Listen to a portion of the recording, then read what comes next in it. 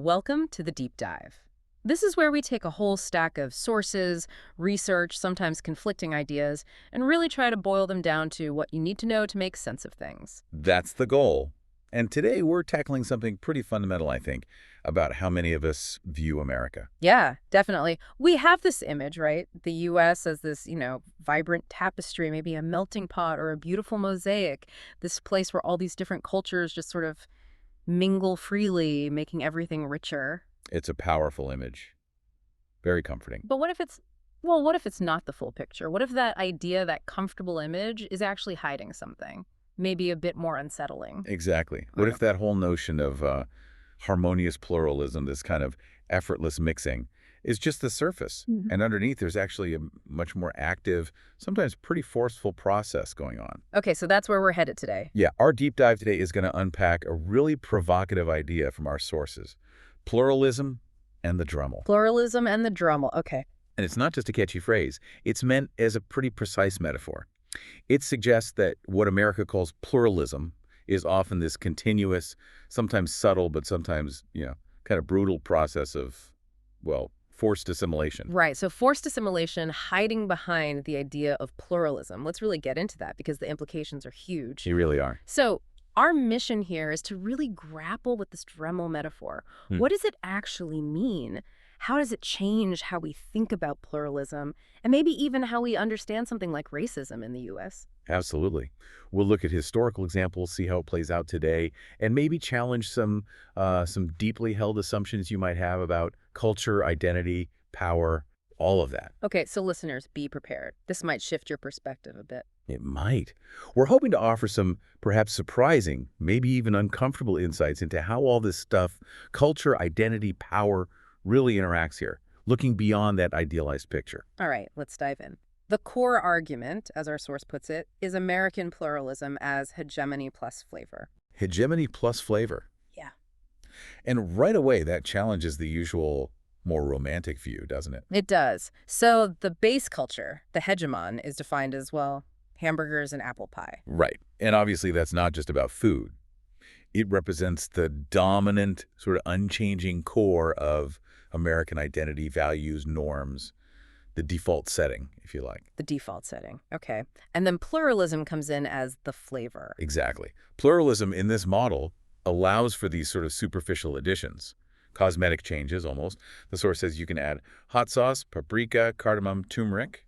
Or swap in a turkey patty if your religion forbids beef.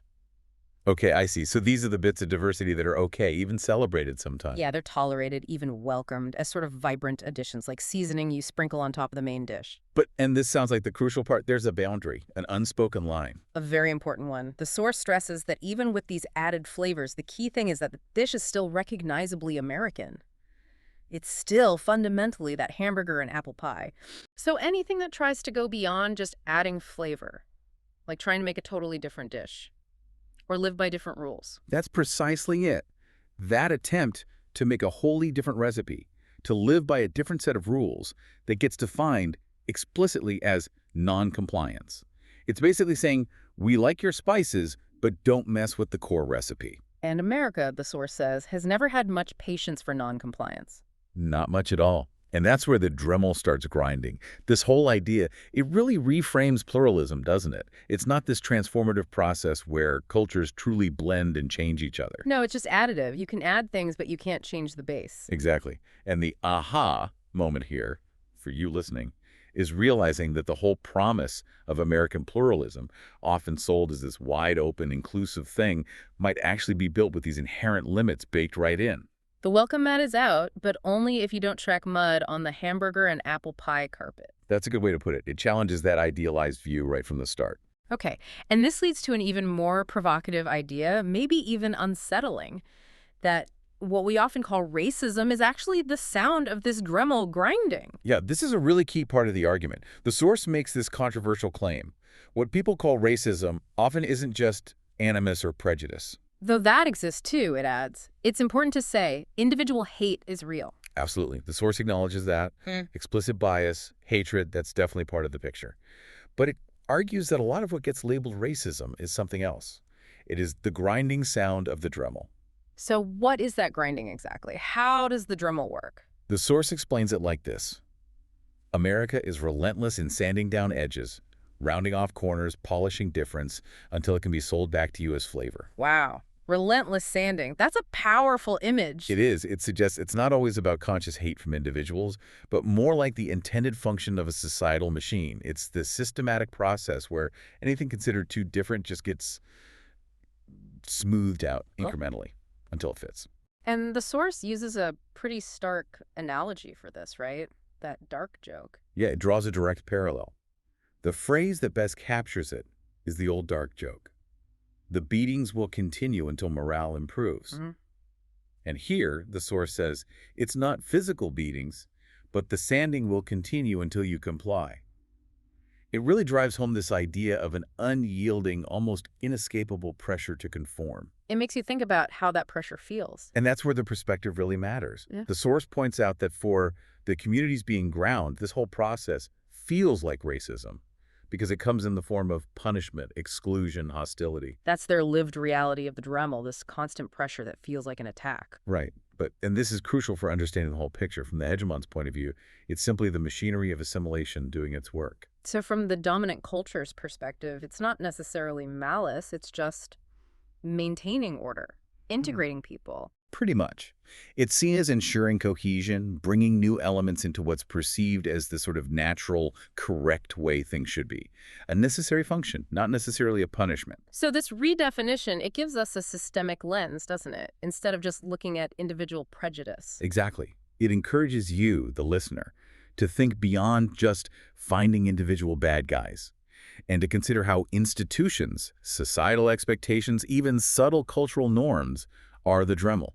These forces, not just overt hate, might be the root of a lot of what we call racism. It suggests it's often the system itself, operating as designed, producing conformity. It shifts the focus from who is grinding to what the grinding machine is and how it works. It's less about individual moral failure and more about the kind of automatic operation of this cultural machine. A machine built to maintain a certain kind of sameness. It's this drive within the system to keep its order, its core identity. That's why it can feel so relentless. And this machine, this Dremel, it's not new, is it? The historical record seems to show this has been going on for a long time. Oh yeah, the source is very clear. We've been running this machine for centuries. It's baked into the American project. So let's look at that history. Ellis Island is often the image that comes to mind, maybe a bit romanticized. Definitely romanticized. It was a new start, sure, but immigrants weren't just welcomed with open arms. The source says they were often herded into Americanization schools. Herded, not invited. Right, and this was direct, explicit assimilation, compulsory. The curriculum was all about conformity. They learned English, studied civics, and were instructed to drop their old ways. Drop their old ways, not just learn new ones, but actively discard the old. Exactly. It wasn't just about practical skills. It was about adopting a new identity, shedding the past, things like hygiene lessons that subtly framed traditional practices as backward, or civics lessons that presented this one, idealized American identity, often dismissing their own heritage. And this pressure wasn't just in schools, right? It was out in society, too. Absolutely. The source gives examples like the "No Irish Need Apply" signs. Which weren't just prejudice. They were pressure, economic pressure, social pressure, a tool of the Dremel, basically, pushing Irish immigrants to Americanize, lose the accent, change the habits, just to get a job, to be accepted. It wasn't just discrimination, it was active shaping. Active shaping? Italians were told to shorten their names, Jews were pressured to lose the Yiddish, Poles were encouraged to leave the old country at the dock. These were strong societal demands with real consequences if you didn't comply. So historically, the Dremel was often pretty explicit, forceful. Not much room for genuine cultural difference beyond the superficial. Very little. It really set a pattern early on. Difference would be sanded down until it fit the mold. It was an active, often quite harsh process. And this didn't stop after the early waves of immigration. The Dremel kept working, sometimes in ways that looked, well, beneficial on the surface, like the post-World War II era. Right, the GI Bill, hugely important legislation, transformed millions of lives for the better, no question. But the source argues it also acted as another Dremel tool, more subtle this time. Exactly. Subtle but systemic pressure. The GI Bill helped put millions of veterans into tract homes and suburban ranches. Which sounds like the American dream. It was. But the source makes a key point. This wasn't because it celebrated difference, but because it hammered everyone into the same middle-class mold. Hammered them into a mold. How so? Well, think about that post-war boom. Rising economy, mass media growing, a big cultural push for uniformity, the suburban house, the nuclear family, buying consumer goods. That became the ideal. The GI Bill gave people the money to achieve that ideal. So it created this strong pull towards one specific way of life, regardless of where your family came from. A very strong pull. The goal was still uniformity, even in prosperity. You could still have some limited pluralism, maybe. Like the hyphenated American, a Polish American, Italian American. Yeah, you could be Polish American or Italian American or Irish American, maybe keep some traditions at home. But crucially, your kids went to the same schools, played baseball on the same teams, and watched the same sitcoms. Your heritage became more like a private thing, not something that changed how you participated in public life. Exactly. It was ethnicity as an add-on, a flavor. The source repeats the metaphor. Pluralism was tolerated only as a seasoning on top of the hamburger. So even positive government programs could serve the assimilation machine. Intentionally or not, yeah. It shows how pervasive the Dremel is, not always through force, but through incentives, social norms, creating this widely accepted path. It's not always malicious. Sometimes it's just the system encouraging a certain kind of cohesion, whatever the cultural cost. Now, to really understand America's specific way of doing this, the source brings in a comparison with Germany, which is really fascinating. It really is. The author talks about living in Germany under Angela Merkel and experiencing their very different model of assimilation. Much more explicit. Explicit how? Well, to get residency, the author had to attend state-run German classes and civics lessons. No beating around the bush. The requirements were clear. Learn the language to B1 level, study the laws, and prove that you understood the rules of the house. Prove you understood the rules of the house. It sounds very direct. Very direct. It wasn't about appreciating culture. It was about measurable integration into German public life. And Merkel was apparently quite open about the goals. Remarkably so. The source mentioned she admitted that the point was partly to get women from conservative Muslim households away from their husbands and into rooms where the state could teach them that in Germany they had rights. Wow. So a very clear, almost paternalistic goal stated right out loud. Blunt, paternalistic, but honest, as the source puts it. You are here, you must learn to be German, even if only in the public square. Even if only in public. But even after doing all that, learning the language, the laws, there was still a line. A very clear line. The author says, Germans would still never call me German. I had German residency, not German blood. I could follow every rule and still only be a foreigner who happened to live there. So a fundamental difference between belonging based on rules versus belonging based on bloodline, essentially. Exactly. And the source lands a pretty heavy punchline on this. That's what an ethno-state looks like when it pretends to be pluralist. Oof. Okay, so using Germany as this contrast really highlights America's method, doesn't it? Germany is overt, upfront about the rules. America's more subtle, more indirect. And that comparison makes you wonder, which way is more honest or more effective even? And what does it mean for people trying to belong in either place? It does seem like there's more than one way to run the assimilation machine. Germany's is like a hammer. Very obvious. Well, America's is more diffused, embedded in the culture itself. Harder to see, maybe, but still working. So how does America do it differently then, if not compulsory classes? The source says, America works differently. We don't tell you outright that the sanding will continue. No explicit mandates, usually. So what's the tool? Sitcoms and pop culture. That's the chosen medium, according to the source. It points specifically to Norman Lear's big shows in the 70s, All in the Family, The Jeffersons, Welcome Back, Kotter. Those iconic shows as assimilation tools. As soft propaganda, yeah.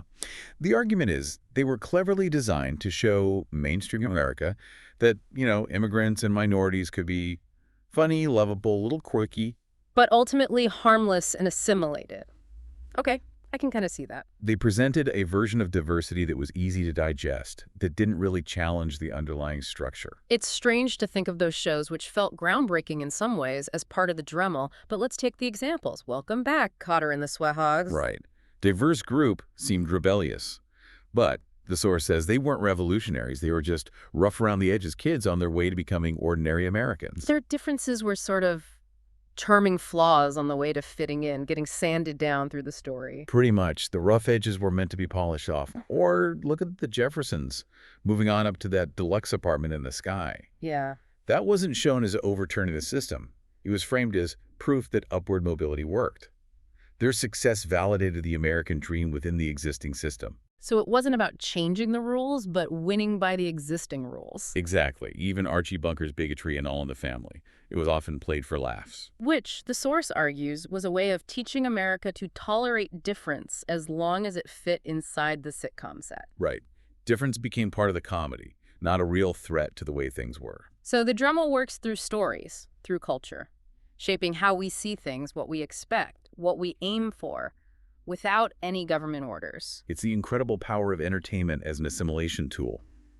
The grinding doesn't feel like punishment. It feels like humor or success or just life unfolding. Right. It makes conforming seem normal, even desirable. The path of least resistance is made to look like the most appealing path. That's the soft power of it. These stories reinforce that fitting in leads to acceptance success. Being too different is presented as, well, either temporary or a problem. The Dremel becomes a set of unspoken rules guiding us. But the grinding is still happening today, right? Though maybe the Dremel's target has changed. It seems so. The source draws a sharp contrast between those 70s sitcoms and today's pop culture. Back then, you saw modest apartments, dads with union jobs, a reachable middle-class life. And now? Now we see penthouses, we see influencers and billionaires. The whole aspirational picture is different. That's a huge shift. Yeah. How does that affect the Dremel, the assimilation process? Well, the source argues pop culture no longer sells modest assimilation, it sells fantasies. Fanties. Yeah. Think about the old American dream. Chicken in every pot and a car in every driveway. Maybe hard work, but seemed possible for many. Attainable stability. Okay. And the new dream? The new dream is private jets, villas in Tulum, and Kardashian lifestyles. Yeah. It's not just a higher bar, it's a totally different planet. A fantasy endpoint with, as the source says, no ladder, no staircase to get there for most people. It's completely detached from reality for almost everyone. Exactly. And that has a huge impact. Immigrants who maybe used to see a path, steady job, house, better life for the kids, now look at these media fantasies and assimilation feels like a cruel joke. The promised land looks like a gated community they can't even approach. Right. But it's not just immigrants feeling this way. The source notes the natives, too, feel like failures if they only achieve what used to be considered success. Just having a decent job and a house can feel like falling short compared to the fantasy. So the Dremel has raised the stakes for everybody. That's the argument. The hegemon hasn't stopped grinding. It's just raised the bar so high that assimilation feels like a cruel joke. The target is now so elusive, it creates this widespread disillusionment, this feeling of inadequacy. The assimilation process feels less like opportunity and more like punishment. Or just impossible. An impossible burden, chasing a mirage. The friction is still there, maybe even worse, because the goalposts have moved into outer space. It leads to this deep sense of frustration, I think. Okay, now here's a twist. Something that looks like less Dremel action, but might actually trigger a backlash. The source talks about settlement pluralism. Yeah, this is a really interesting, complex development that the source says has creeped in. What does that look like? It describes communities where people can live 80 years without ever speaking fluent English. 80 years, wow. Yeah, and it's possible because there's an infrastructure. Services get translated into hegemon, Spanish, Mandarin. Kids can even go through school taking tests in their parents' language. So you can maintain a whole life, raise kids in your own language and cultural context. Pretty much, creating these very self-contained cultural worlds within the larger society. So instead of the melting pot, The source says we've drifted into a patchwork quilt of settlements. which on the surface sounds tolerant, right? Like the opposite of the Dremel. More accommodation, less assimilation. It definitely feels tolerant. Yeah. And it often comes from a genuine desire for cultural preservation, community support. But There's a but. there's a warning. The source argues that while it feels tolerant, it might also erode the shared civic culture that makes pluralism work. Meaning, without some common ground, things fall apart. That's the concern. Without some baseline of hamburgers and apple pie, some shared foundation, the risk is fragmentation. The source uses a strong word. If the baseline is gone, what's left is balkanization. Balkanization? That sounds serious. What does that mean here? Why is that the worry? It refers to society breaking down into smaller, isolated, often mutually suspicious, or even hostile groups, like the historical conflicts in the Balkans.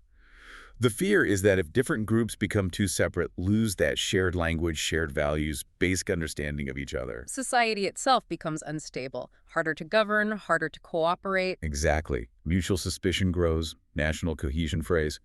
And here's the kicker, the warning about the Dremel. And when the hegemon finally notices, When the dominant culture feels threatened by this fragmentation. it won't come with sitcom laugh tracks. It'll come with Law and Order, the grinding Dremel all over again. But harsher this time. Wow. So the argument is, paradoxically, that too much separation, even if well-intentioned, could trigger a more aggressive Dremel crackdown. If the dominant culture feels its core identity, its baseline, is genuinely at risk, yeah. The response could be severe, moving from soft cultural pressure to overt enforcement. It's a really complex dynamic, a kind of precarious balance. It suggests there's this maybe unacknowledged tension. If the dominant culture feels things have gone too far, the assimilation machine might react forcefully. The Dremel becomes a hammer. And the source is very clear about which group has felt this Dremel most consistently, most relentlessly. Painfully clear. No group knows this better than African Americans. 400 years later, the grinding hasn't stopped because full compliance has never been achieved. 400 years, it's the ultimate tragic example of the Dremel's persistence. It really is. You can trace the Dremel through literally every phase of African American history. Reconstruction after the Civil War, trying to integrate formerly enslaved people, but often through restrictive black codes, limiting their rights. Then Jim Crow. The most brutal, explicit Dremel imaginable. Segregation, violence, economic control, all designed to sand down any hope of equality, forcing Black Americans into a subordinate role. Even the Civil Rights Movement. A powerful push against the Dremel, absolutely, but met with ferocious Dremel backlash, resistance, violence, new forms of control, and the source points to mass incarceration today as another form. Another manifestation of the Dremel, disproportionately impacting Black communities, maintaining a kind of order through punishment. Exactly. The source sums it up. It's been sometimes brutal, sometimes paternalistic, always sanding toward compliance. And there's that heartbreaking reason why the grinding never stops, why full compliance is never seen as achieved, the unsandable factor. Skin color can't be sanded down. That simple, profound fact. This visible, immutable difference means full assimilation into the white hegemonic ideal is impossible. It creates this permanent friction. The Dremel can never finish its work. So what is tolerated then within this framework? Flavor. The source says the hegemon tolerates Black churches, Black History Month, Black Pride as flavor. Things that are seen as cultural additions, not fundamental challenges to the core. Right. They enrich the dish without changing the basic recipe. But, and this is the stark warning, but the moment Blackness asserts itself as a separate civic code, As something autonomous, self-determining, not just fitting into the hegemon's rules. the beatings continue until morale improves. The Dremel cracks down hard. It's the most potent example of the Dremel's power, where race prevents full assimilation, leading to this endless cycle of friction and enforcement. So, thinking about all this, how does it change how we define racism itself in America? The source says it's slippery. It is slippery, and the source asks, is it hatred? Sometimes yes. It fully acknowledges that individual hate exists and is racism. But more often, it argues, racism is the sound of forced compliance, the endless sanding down of people who refuse to comply with the hegemon's rules. Which leads to that striking conclusion. What gets called racism is often just hegemony enforcing its laws. Hegemony enforcing its laws, not necessarily personal hate, but the system maintaining its order. It reframes racism as often being a systemic function of power, almost bureaucratic, in a chilling way. And that explains the different perspectives, doesn't it? From the outside, from the group being ground down, it feels like hostility, aggression, exclusion. Absolutely. But from the inside, from the perspective of the dominant system, those same actions can feel like order, like maintaining necessary boundaries, keeping things cohesive, upholding the norms. It's a powerful summary. It really pushes you, the listener, to look beyond individual acts and see the structure, the machine at work. To see that the grind might not always stem from individual malice, but from the system's fundamental drive to maintain itself, to keep the recipe consistent. The Dremel is just doing what it was built for. Okay, so let's crystallize what American pluralism is not, according to this source. It says very clearly it is not multiculturalism. Right? That's often how we think of it, but Right. the source rejects that. It's not about truly separate cultures coexisting equally and independently. And it's also not a federation of parallel systems, not different groups operating totally on their own terms. No, it comes back, again, to that core metaphor. It is hamburgers and apple pie with whatever spice you sprinkle on top. That's the limit. So you can be proud of your background, have festivals, food. Yes, you can be proud of your heritage. You can have your parades and your food and your festivals. Those are the acceptable flavor elements. The things that don't challenge the core. You can celebrate your roots, but they can't spread too far into the public square. That's the idea. It really defines the boundaries clearly. It's integration into and decoration of the dominant culture, not separate spheres. And that leads us to the bottom line, the unspoken deal of American pluralism. The contract, yeah. But when you step into the public square, you are expected to play by the hegemon's rules. That's the core requirement, the price of admission to broader society. And that grinding sound, the Dremel, isn't an accident. It's not a bug, it's a feature. Exactly. The source states it bluntly. That is the deal, and the grinding sound you hear when you resist is not an accident. It's the machine doing exactly what it was built to do. Wow. Not an accident, but the machine working as designed. It's a powerful, maybe unsettling final thought. It suggests the friction isn't random, it's engineered. And it really makes you, the listener, think about your own place in this deal. How do you navigate it? What does it mean to live inside or maybe push against a system built like this? What a journey through this idea. We've really unpacked this pluralism in the Dremel metaphor, how what looks like diversity celebration can actually be this relentless grinding down of difference into just flavor. And how that changes our view of racism, not just hate, but often the sound of the system enforcing compliance, keeping that hamburger and apple pie base intact. We saw it in history, compared it to Germany, looked at how pop culture plays a role, the complexities of settlement pluralism, and the profound ongoing grind experienced by African Americans. The public square has its rules, its deal, and the Dremel is the enforcer. So it leaves us with a big question, doesn't it? If this Dremel is the machine doing exactly what it was built to do, what does that really tell us about the fundamental design, the true goals of American society? And maybe more personally for all of us living here, individuals, communities, what does it mean to operate within, or maybe to resist, a system that seems engineered for these very specific outcomes when it comes to identity and culture? Something to definitely reflect on. We hope this deep dive gives you a new lens to think about your own experiences and what you see around you. Thanks for joining us.